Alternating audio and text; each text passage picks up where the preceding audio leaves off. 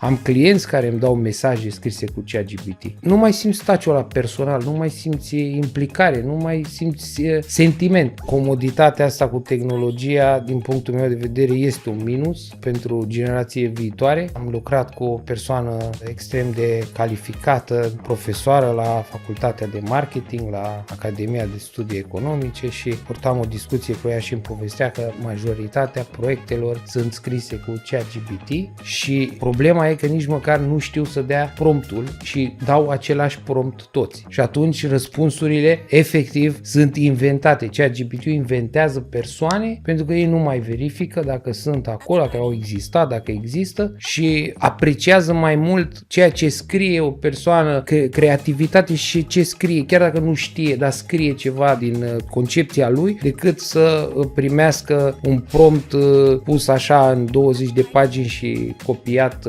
Asta este un mare dușman. Am clienți care îmi dau mesaje scrise cu ChatGPT. Nu mai simți touch-ul ăla personal, nu mai simți implicare, nu mai simți sentiment.